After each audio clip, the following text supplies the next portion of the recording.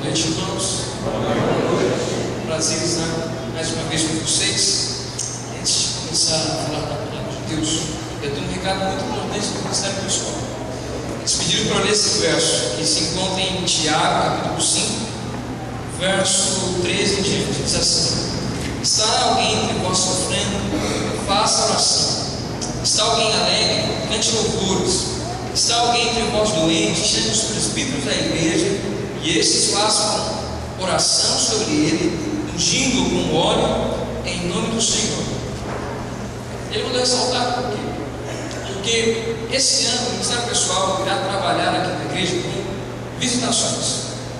E o Ministério Pessoal convida a igreja aos sábados à tarde a estarem aqui para visitar os irmãos.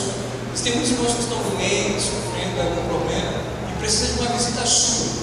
Então o Ministério Pessoal quer convidar você a participar desse projeto no sábado à tarde.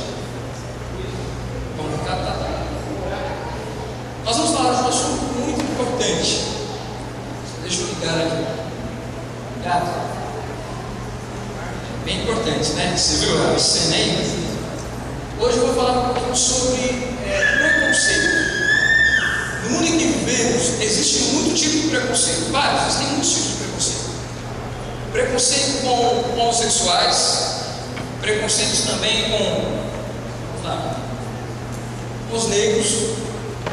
Existem vários tipos de preconceitos. Existem preconceitos também com os índios. Mas existem alguns tipos de preconceito que ferem um pouco a sociedade. Eu queria falar sobre você semente de Jeová, né? Também sofre um pouco de preconceito. Eu poderia pôr a igreja adventista, poderia pôr vários grupos na sociedade hoje, mas eu decidi falar sobre essa menina. Quem conhece essa menina? Alguém conhece? A cena, você conhece a história dessa menina?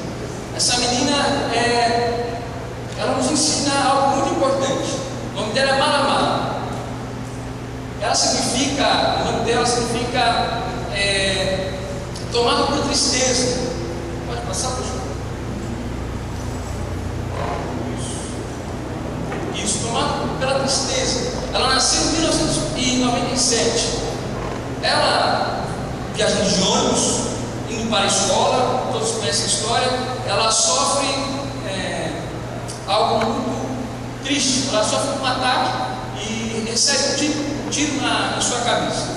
Bom, Malamala, passar, professor, desde pequena sofria preconceitos, porque ela nasceu num berço onde ser mulher era algo difícil. Por quê? Porque na sociedade que ela vivia, mulher era totalmente desvalorizada.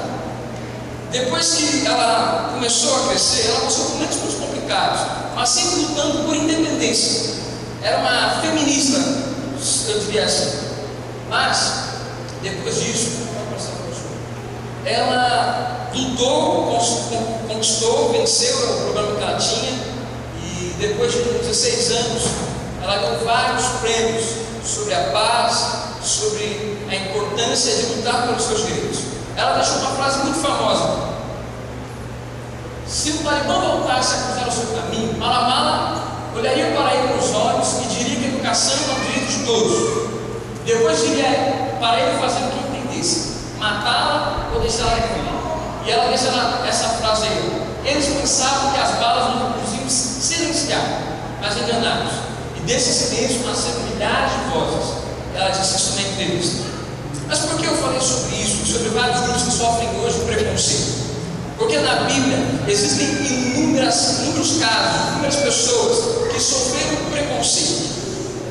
E hoje eu queria falar sobre uma, que será o tema dessa noite. Abra sua Bíblia em João capítulo 4.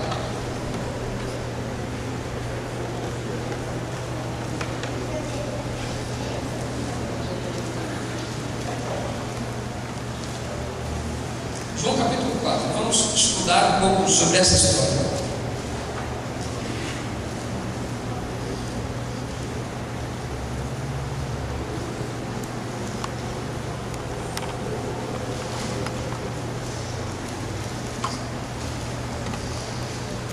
Deixou a Judeia Verso 3: Retirando-se outra vez para a Galiléia, e era necessário atravessar a província de Samaria. Chegou, pois, a uma cidade samaritana, chamada Sicar, perto das terras que Jacó dera a seu filho José. Estava Maria, a fonte de Jacó, cansada da viagem. Assentara-se Jesus junto à fonte, por volta da hora sexta. Nisto veio uma mulher samaritana. Ela era o quê? Uma mulher. Eu queria analisar isso com vocês.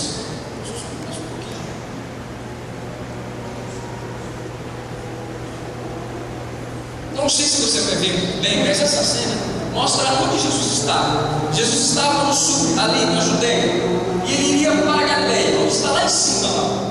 Só que para passar entre a Judeia e a Galiléia, ele tinha que passar por uma cidade muito famosa e muito antiga também. Seria Samaria. Mas como ele era um bom judeu, e todo judeu não gostava do que os samaritanos, ele não deveria passar por onde? Por Samaria. Mas ele resolve ir a Samaria, uma cidade muito importante. E sobre hoje eu quero falar sobre a falsa adoração, que é baseada, a primeira parte, em preconceitos. E a minha pergunta é: como era a vida de uma mulher no Novo Testamento? Como que a mulher era, que ela vivia, que ela sofria, os problemas que ela tinha? Vamos analisar isso. E depois, como era sendo samaritana? Bom, mulher. O nascimento de uma mulher não era algo bom.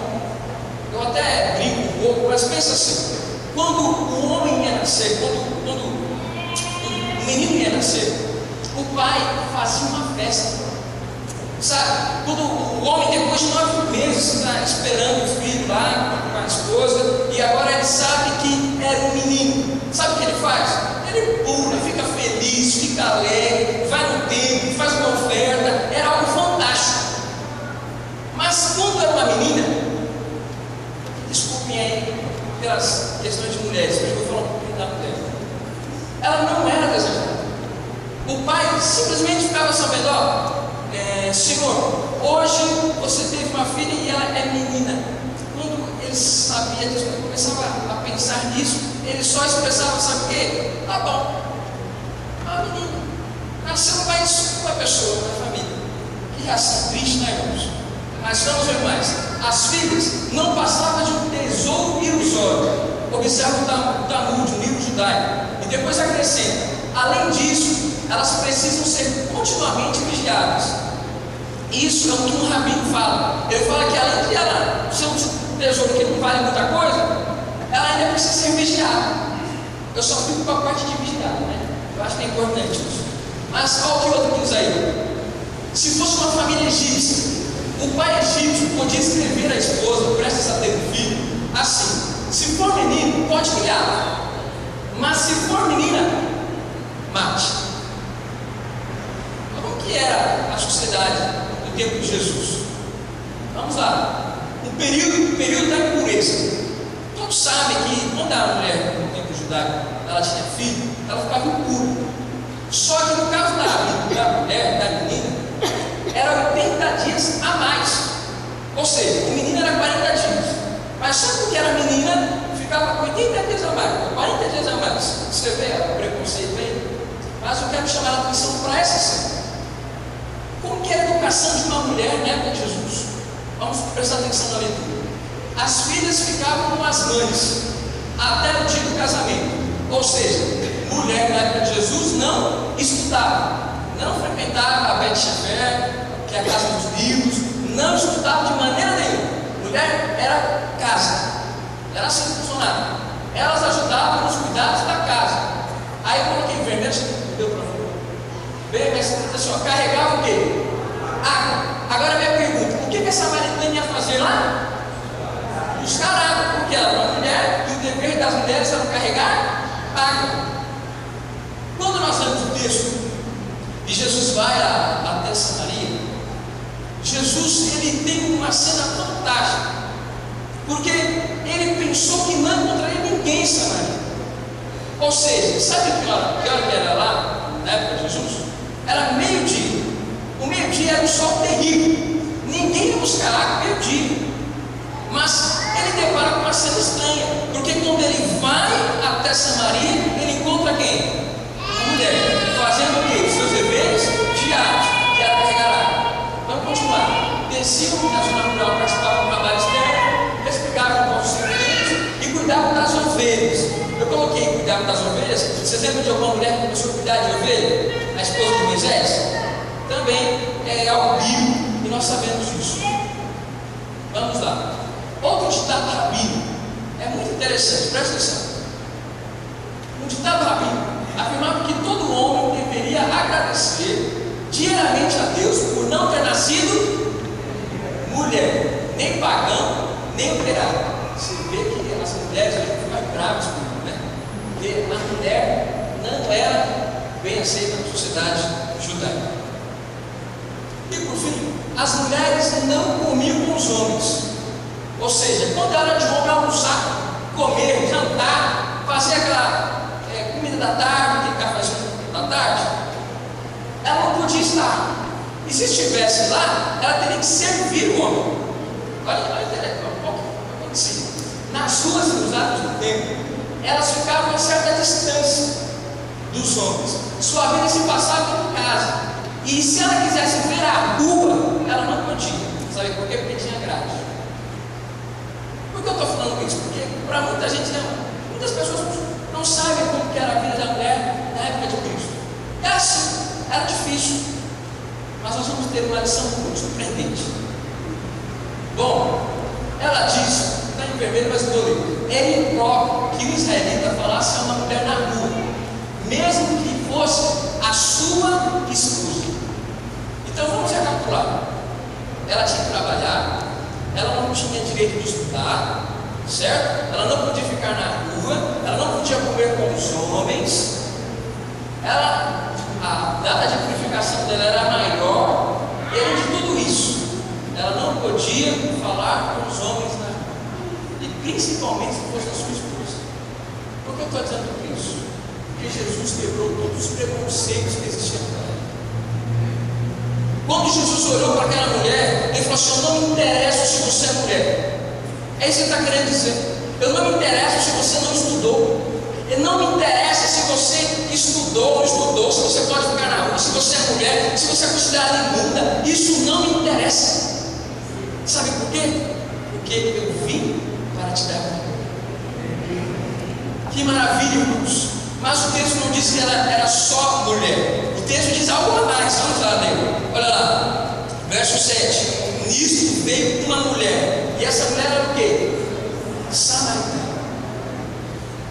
Vamos lá. O que eram os samaritanos? Samaria, como eu disse para vocês, ficava ao centro da Palestina. Ficava a Judeia no sul, Galileia no norte, e Samaria ficava ao centro. Ou seja, ali era um lugar que todo mundo tinha que passar, só o judeu que passava. Mas Samaria tem um problema, e desde a época de Jeroboão era um problema, porque Samaria era considerado um lugar de povo incrédulo. Tinha vários problemas com Samaria.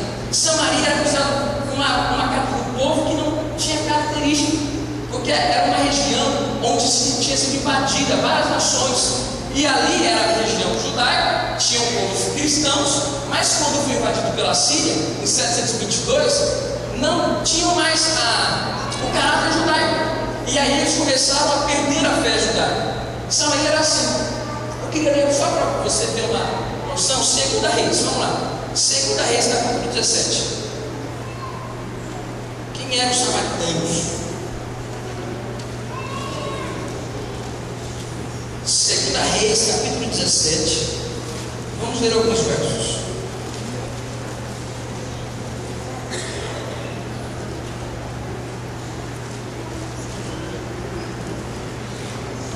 Verso 24 em diante diz assim: o rei da Síria trouxe gente de Babilônia, de Cuta, de Aba, de Ramate e de Sepharvaim, a fez habitar na cidade de Samaria, em lugar dos filhos de Israel.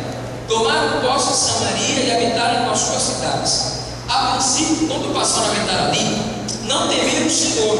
Então mandou o Senhor por meio deles leões, os quais mataram alguns dos povos do povo. Pelo que se disse o rei da Assíria: a gente que o transportasse e o fizesse habitar nas cidades de Samaria, não sabe a maneira de servir o Deus da terra. Por isso enviou ele leões para o meio deles, os quais a matam, porque não sabem como servir o Deus da terra. Isso nos conta uma história muito interessante.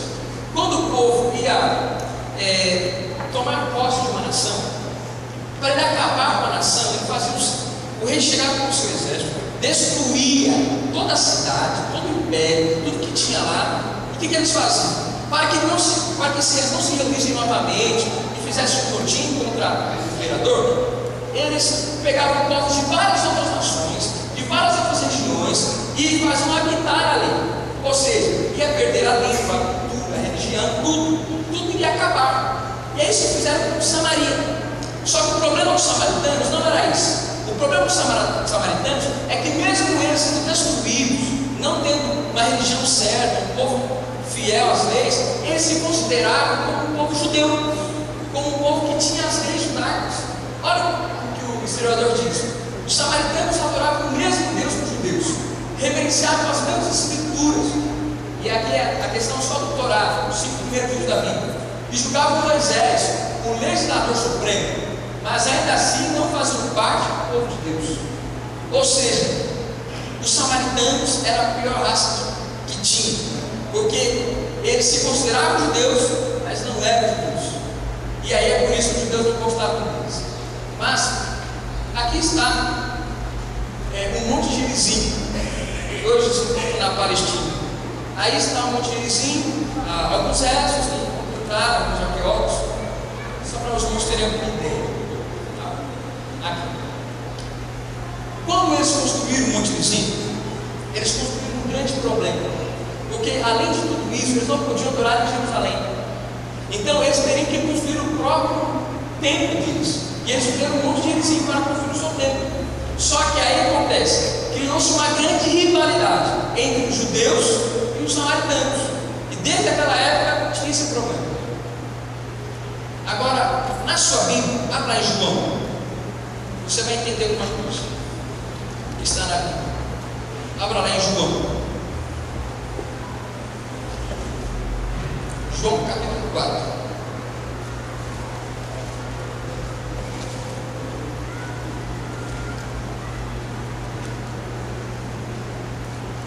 A capital de Samaria era Siquém, mas o texto diz outro nome.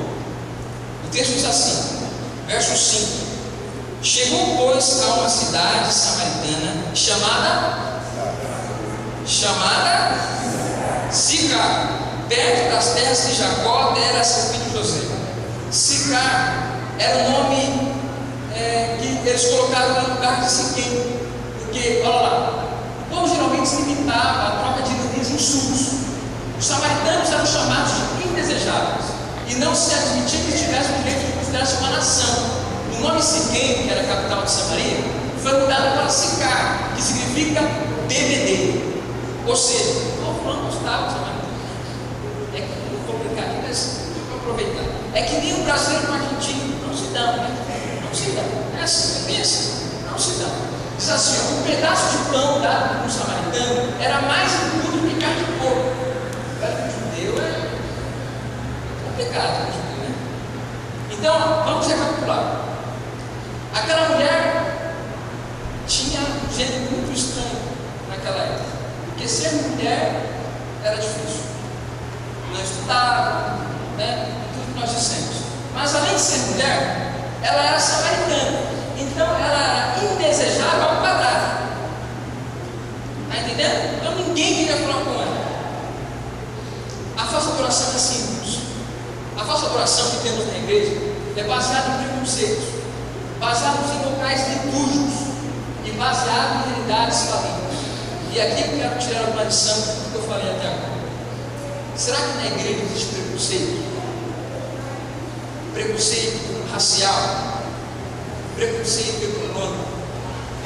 Será que existe preconceito com até a questão da idade? Preconceito com questão, por exemplo, de eu tenho meu grupinho e eu não saio do meu grupinho? Será que na igreja existe isso? Qual outra lição nós podemos aprender? realizada em locais litúrgicos. Aquela mulher só adorava, sabe aonde? No Monte Gerizim, como uma boa samaritana. Mas o que Jesus queria mostrar para ela é que não há lugar de adoração, não é a igreja, sabe? Não é um monte, não é um templo. A adoração verdadeira é onde Jesus está. É isso que Jesus quer mostrar para ela claramente. Mas o texto também diz que a adoração dela era baseada em realidades falíveis. Vamos lá, João capítulo 4. Vamos ver o que o texto está dizendo. João 4, verso 11. Diz assim: respondeu-lhe ela: Senhor, tu não tens com que tirar o poço, a água, e o poço é fundo. Onde, pois, tens água viva? Lá no verso 16. Disse-lhe Jesus: vai, chama teu marido e vem cá. Ao que lhe respondeu a mulher: não tenho marido. Replicou-lhe Jesus: bem disseste, não tenho marido, porque 5 maridos já tiveste, e esse que agora tens não é teu marido. Isso disseste com verdade. 2 realidades que ela tinha. A primeira é que ela procurava uma água que não saciava. Era algo falível. Mas o que eu quero chamar a atenção é de que além de ela ter toda essa história de ser mulher, de ser samaritana, ainda ela tinha 5 maridos. O que ela tinha não era nada. Sabe, irmãos, eu fico pensando por que Jesus foi falar com ela. Jesus vai, olha, discípulos, vão comprar alguma coisa para eu comer. Mandou todo mundo embora, sabe? Todo mundo que podia atrapalhar a conversa, manda embora, sabe? As pessoas que atrapalham, nós temos que mandar embora. Como Jesus fez.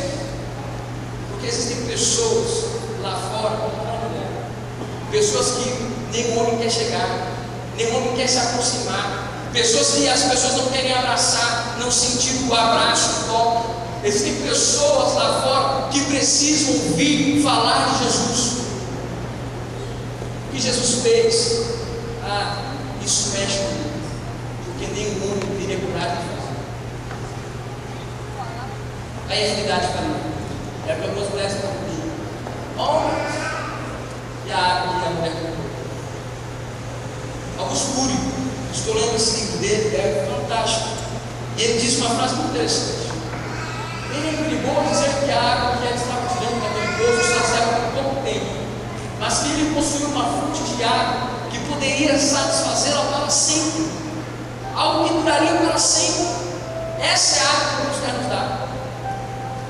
Irmãos, a falsa adoração é assim, mas a verdadeira adoração é baseada no amor. Sabe o que Jesus fez com ela? Jesus chamou a atenção dela para algo melhor. Jesus chamou a atenção dela para reconhecer a sua necessidade. Jesus ainda ofereceu a ela algo muito importante, a decisão de chamar ele de Messias. Mas mais do que isso, ele estimulou ela a tomar uma decisão. Será que você não precisa tomar uma decisão na sua vida? Jesus te chama e ele faz esse convite para você nesta noite. Eu termino dizendo que a verdadeira adoração se baseia somente em Jesus, o autor e consumador da nossa fé. É em Cristo que está a nossa adoração. E para terminar, abra sua Bíblia em João, capítulo 4. Vamos ler, irmãos, só mais essa passagem. João capítulo 4, verso 20 em diante. Nossos pais adoravam neste monte. Vós entendemos dizendo que em Jerusalém é o lugar onde deve adorar. Disse-lhe Jesus: mulher, podes crer e a hora vem, quando nem neste monte, nem em Jerusalém adorareis o Pai. Vós adorais o que não conheceis, nós adoramos o que conhecemos, porque a salvação vem dos judeus. Mas vem a hora, e a hora já chega. Irmãos, aquela mulher esperava, sabe, aquele restaurador. Todo samaritano nascia conhecendo uma história, a história que viria um Salvador. Assim como os Messias que começaram a surgir naquela época, os samaritanos desde pequeno aprendiam que o Tareb, eles chamavam de Tareb. O Messias para eles era o Tareb. E ela crescia ouvindo aquela história de que o Tareb voltaria para buscar. Só que meio-dia, sol quente, alguém aparece para ela dizendo assim: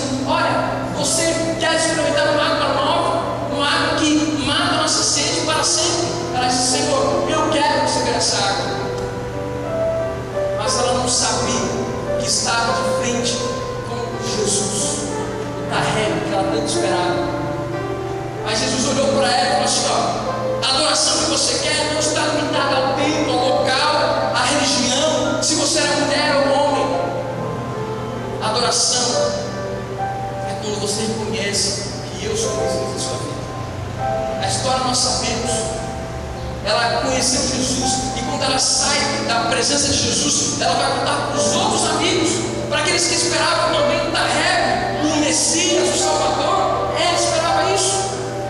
E em Samaria, naquele tempo, naquela época, todos conheceram a história do Messias, a história de que Jesus tem água para quem tem sede. Sabe, irmãos, eu não sei se você tem sede na sua vida, eu não sei se você está com sede, porque às vezes você pode vir à igreja e mesmo assim está com sede. Você pode vir à igreja e pedir: Senhor, eu não sinto a sua presença, parece que o Senhor não está aqui. Mas eu quero dizer que nesta noite a água para quem tem sede. Jesus está aqui e Ele quer dar água, e água que não somente é viva, mas a água que dá a vida. Vamos cantar. Vamos cantar. Todos vós que têm sede. Se você tem sede nesta noite, eu convido a você a ficar de pé, mas cantar, não cantar com qualquer outra música que você tenha cantado. Eu quero que você cante pedindo a Deus que mata a sua sede, que acabe com a solidão, a sua vida, a angústia que você está sofrendo, porque Deus, Ele quer matar a sede que está em seu coração. Vamos cantar, irmãos.